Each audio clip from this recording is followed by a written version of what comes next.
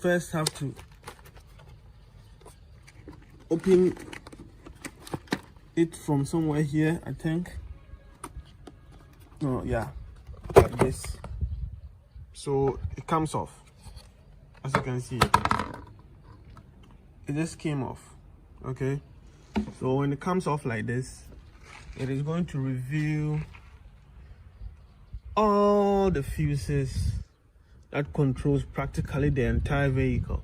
Okay, from starter to your fuel lines to your battery to your starter motor, as I said, to the injectors, the washer fluid, all the motors, the transmission, everything. So all the fuses and the relays can be found in here, as you can see. So this is what we call the fuse box. Now in this fuse box, if you are not technically gifted or you don't have any technical knowledge on what these fuses or the relays do, then you are definitely not going to know what they are meant for. But if you are technically gifted or you have the technical knowledge, I think that you can just read from here, okay, and then you will be able to pinpoint the exact fuse for a particular operation of the vehicle. Now today we are only interested in the starter relays and the starter fuse, because it is very, very important. Sometimes you might park somewhere that you feel it's unsafe, and someone might come and drive your car away, or you just want to disable the startability function of the vehicle, so that, I mean, as part of the security, you're able to stop people who are coming to steal the vehicle itself. Because nowadays, you know, people are just stealing vehicles just like that. So when you park in an unsafe area, what you can do is to, I mean, aside all the other security measures, you can also probably remove a fuse or a relay, and then anyone trying to steal the vehicle will come in there, try to spark it. But because the fuse or the relay is not there, there is not going to be a startability function.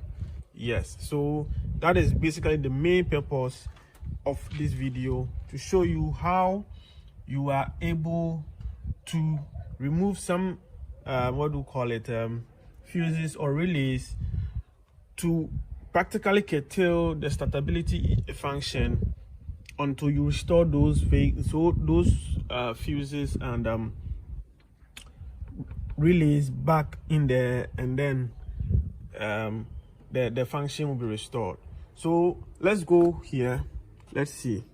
If you look at this diagram, it is telling you exactly what the fuses are for. So let's look at some. We have the first one. You see 7.5 amps. That is the amperage of the fuse there. It says ECU B2, and then there's a 10 amps ECU A. There's a 10 amps dome.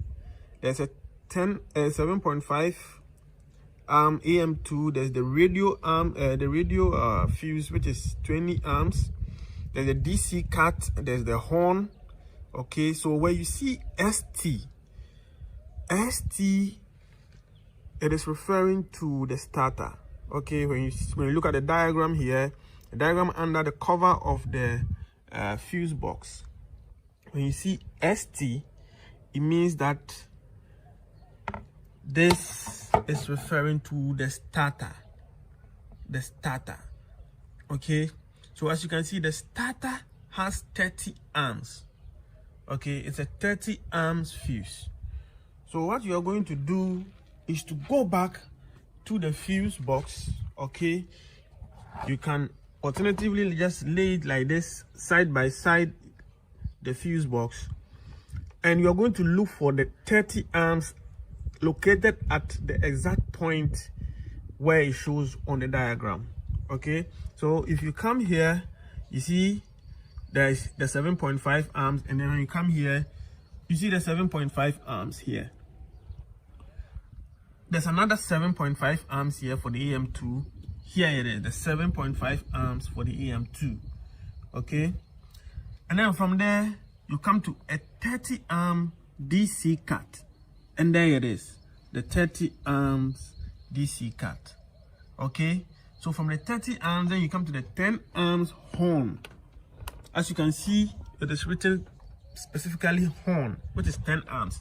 And when you come here, okay, it is here 10 amps, specifically 10 amps. So you see, so this is how you do the tracing. If you're able to trace properly, you will be able to come to the exact starter, the exact fuse or relay that you are looking for, and then you can remove it or do whatever you want to do.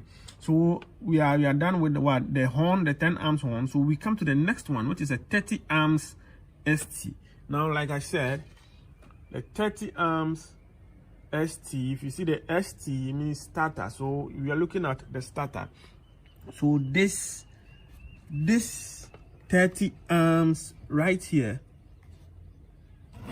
this 30 amps right here is the starter fuse. So that is the fuse, the starter fuse. If you see this 30 amps here, that is the starter fuse. So depending on your vehicle, the diagram might not be the same, but if you follow it properly, I mean, it shouldn't differ so much in terms of identifying the starter fuse. So that is the starter fuse. So you just open your hood, come to the fuse box, open the cover. If you get the cover, just at the back of the cover, inside the cover, you're going to see the diagram like this. Okay, you're going to see the diagram like this, and then you'll be able, okay, to trace from here. You'll be able to trace from here, okay, and then trace it straight to the fuse that is specifically for starting the starter. Okay, so as you can see, the fuse connects. It connects the electrical function of the starter. So if you remove it, it means that you have created a break. You have created a break in that electrical circuit, and that means that there's not going to be any startability function. Okay, so if you remove this fuse, your vehicle will not be able to start. Now, the fuse always works with a relay. Okay, so when you see these big, I mean, looking stuff in the fuse box, they are the relays. The relays are very big, and then the fuses are quite small. Okay, now as you can see, the relays have different color coding from the fuses. So which one is our starter relay? So we have to come back to the diagram and look for our starter relay. So we just have to go to the relay area. As you can see, this is saying IGT, INJ. I don't know what that is. This BKUPLP, backup something, I don't know. But I told you earlier that ST stands for what? Starter. So as you can see here, there's ST number 1.